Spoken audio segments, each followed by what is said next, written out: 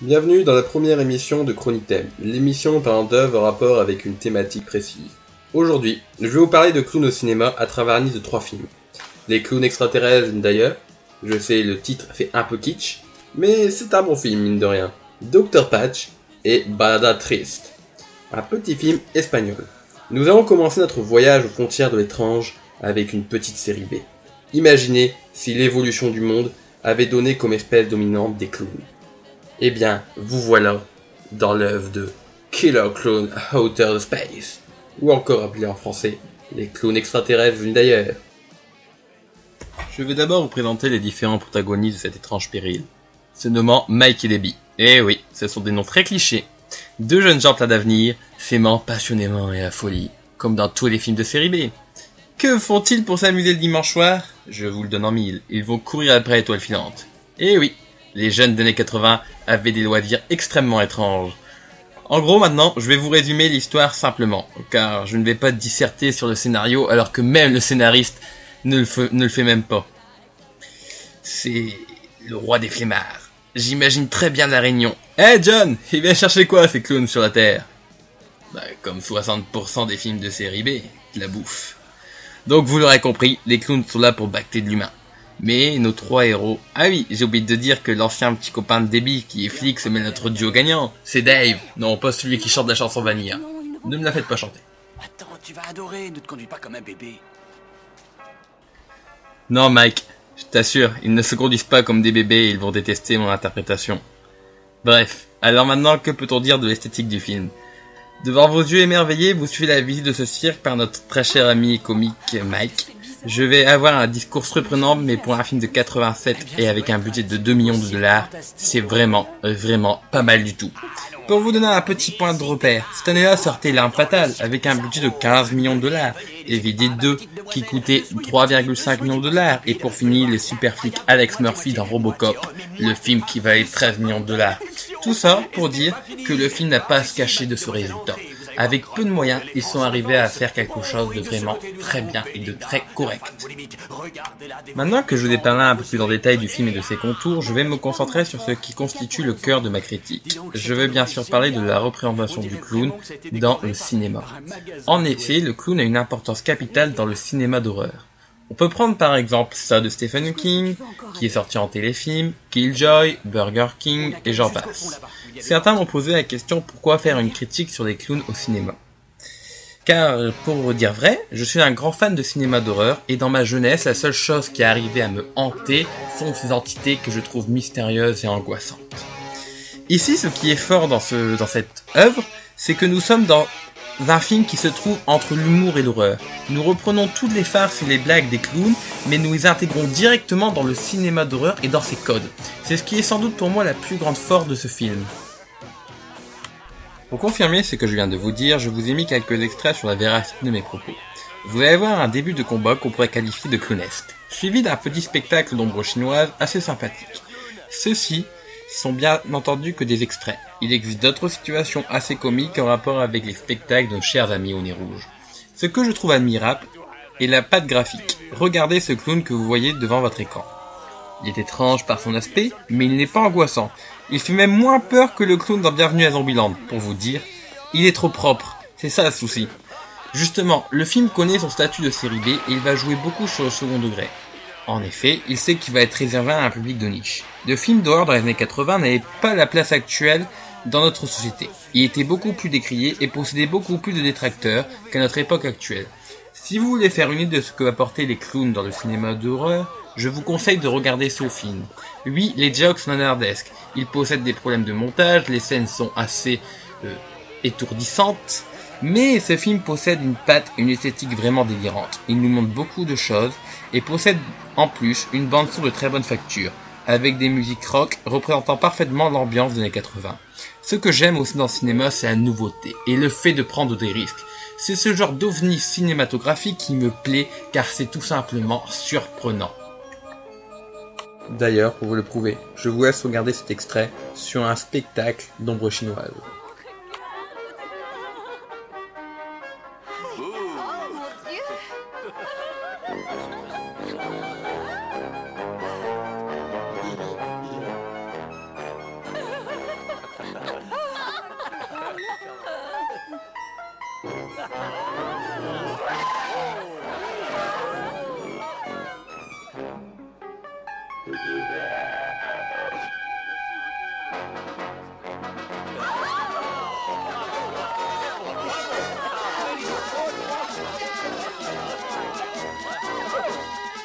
qu'à me laisser là, je prendrai le bus pour rentrer.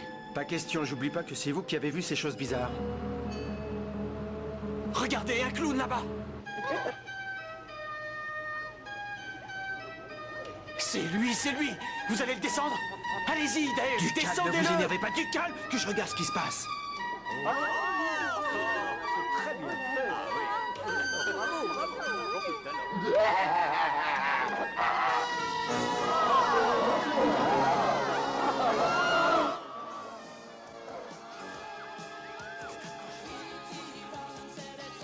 Donc voilà, nous avons vu dans cette première partie la représentation des clowns dans l'horreur. Maintenant, nous allons essayer de parler d'un sujet un peu plus gai, avec les films présentant des clowns drôles. Connaissez-vous le docteur Hunter Patch Adams? Si vous avez répondu oui, c'est bien. Sinon, un petit historique rapide. C'est un docteur, toujours vivant pour la petite anecdote, qui préconisait d'utiliser l'humour pour soigner dans la médecine moderne. De plus, il donne un traitement gratuit aux personnes malades dans sa clinique. Il faut savoir qu'aux États-Unis, plus de 15 000 personnes sans mutuelle sont fait soigner gratuitement là-bas. Je voudrais donc rendre hommage à ce grand clown en parlant du bioépique sorti sur sa vie en 98 sous le nom de Dr Patch, avec Robin Williams tenant le rôle principal. Le film parle donc d'un clown moderne ayant une réelle influence sur notre époque. Commençons donc par parler un peu du film. On débute notre histoire avec Hunter, un homme dépressif se trouvant à un hôpital psychiatrique pour avoir commis une tentative de suicide. En observant le traitement inhumain des médecins sur les patients, qui n'obtiennent donc aucun résultat, et le fait que de son côté, Patch arrive à avoir un vrai dialogue avec ses congénères grâce à l'écoute et à l'humour, notre cher Hunter va comprendre que la médecine moderne a un problème. Il va donc essayer d'intégrer l'ordre des médecins pour changer cela. Le clown moderne de ce film ne sera autre que Robin Williams. Certains détestent cet acteur, car c'est un peu le clown du cinéma américain avec Jim Carrey. On peut voir Robin Williams déguisé en certains de ses films. Comment oublier sa performance en Peter Pan dans le célèbre Hook, ou encore son célèbre déguisement de Madame Doubtfire dans le film portant le titre homonyme. Et oui, notre Robin Williams est un vrai petit clown de Hollywood, donc je trouve qu'il incarne parfaitement bien le rôle du Dr Patch. On peut après admettre que parfois il est un peu énervant, mais ce rôle n'est pas que comique. Il met aussi en place le fait que derrière le rire, il existe souvent un maître profond ancré. Cette caractéristique est parfaite pour Robin Williams, car il a aussi joué dans beaucoup de films plus profonds et dramatiques. En parlant de mal-être, on m'a raconté une blague un jour. Un homme va chez le docteur, il se dit déprimé. La vie lui semble dure et cruelle.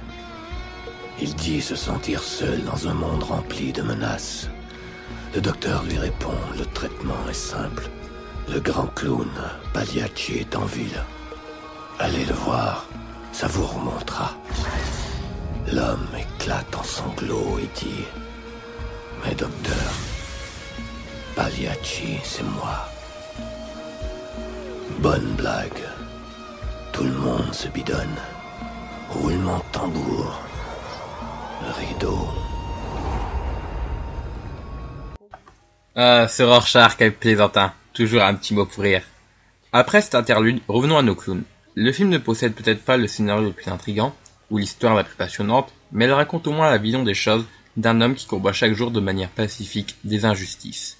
Donc je ne peux pas décrire ce film, et je vais même vous le conseiller car nous sommes bien loin des comédies lourdingues stéréotypées et estampillées Hollywood Chewing Gum, qui pullulent sur nos écrans depuis nos dernières années. Ce film doit être considéré, selon moi, comme une leçon de vie, de tolérance et d'espoir. En plus, il est dans l'actualité de notre société, car il y a la présence de Philip Seymour Hoffman, qui est malheureusement décédé ce 2 février. Il joue le rôle du voisin de chambre qui est un gros con arrogant. Il ne voit en Patch qu'un petit comique sans aucun talent pour ses futures études. Le passage que je vous montre actuellement est la première visite de Patch en cachette à l'hôpital, où il décide d'avoir des contacts directs avec ses patients, alors que cela est déconseillé jusqu'à la 3e année. Alors maintenant passons aux conclusions sur cette œuvre. Dr Patch est un film correct. Je ne sais pas s'il est fidèle à l'histoire, même si ça m'étonnerait, car le réalisateur n'est autre que Tom Shadyac. J'espère que je prononce bien. Mais c'est un homme ayant réalisé beaucoup de comédies grand public, comme S. Ventura, Menteur ou encore Dr Folding. Donc nous sommes devant un film bien pensant et grand public comme on savait le faire dans les années 90. Est-ce mauvais pour autant? Personnellement je ne trouve pas. Il y a moyen de passer un excellent moment en famille et d'apprendre un peu plus sur le monde de la médecine. Ce film permet aussi de comprendre pour les futurs étudiants en médecine, d'ailleurs ils sont très nombreux en France, la finalité d'être médecin. Et plus encore de comprendre que la médecine est réellement une vocation. Bien sûr que le film parle de ça avec beaucoup de clichés, mais le discours est quand même présent Donc il faut saluer cette initiative. Je vous laisse savourer cette fin avant de passer au troisième film.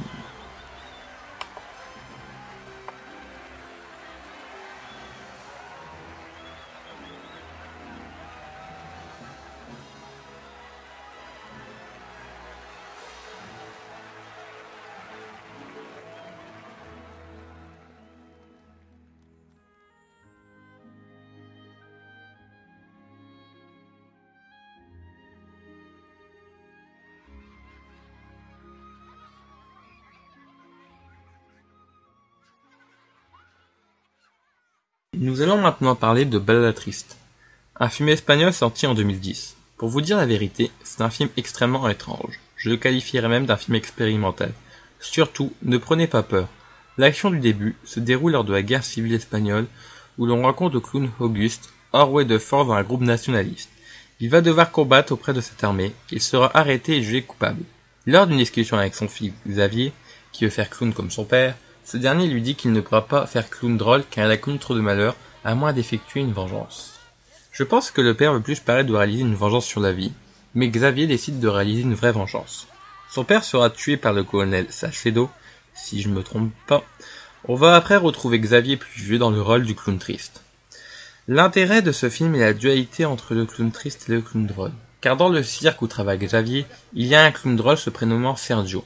Un homme antipathique, détestable en dehors de son travail, mais c'est un très bon clown adoré par tous les enfants.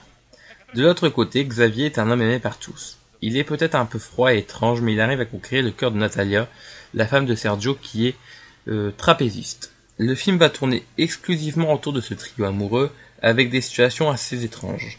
Le film débute de manière assez cohérente et les événements s'enchaînent très vite, peut-être même un peu trop vite. Nous sommes face à un film déchaîné, libre et aussi très abstrait. Il mélange l'horreur de la guerre et la folie des hommes. Il montre de manière assez claire l'absurdité des conflits et la violence d'une époque qui est oubliée dans beaucoup de livres d'histoire. Nous sommes donc face à un film qu'on pourrait qualifier d'engagé, car il nous montre que même le vecteur du rire, représenté par le clown, peut être touché et déformé par la violence et la cruauté de la guerre. Bon, je ne vais pas parler de ce film plus longtemps, car cela ne servirait à rien. Il faut vraiment l'avoir vu pour comprendre l'essence et la magie de cette œuvre. Est-ce que je vous conseille ce film? Là par contre je suis un peu plus embêté et mitigé. J'ai bien aimé ce film car il apporte beaucoup de symbolisme et une esthétique assez réussie. Mais je sais très bien que 90% des personnes n'aimeront pas ce film. Il est assez dérangeant dans beaucoup de choses, il nous montre la vie d'une manière assez crue et nous explique que la vie n'est pas écrite par Walt Disney.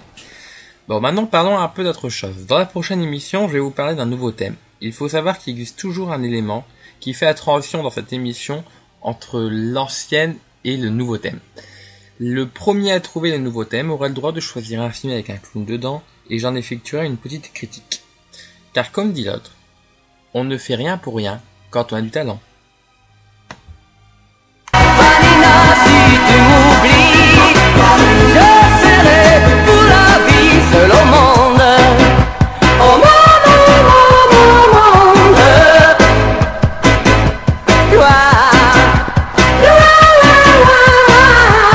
Si loin de toi et le monde n'existe pas. Si tu es loin de moi, loin de moi.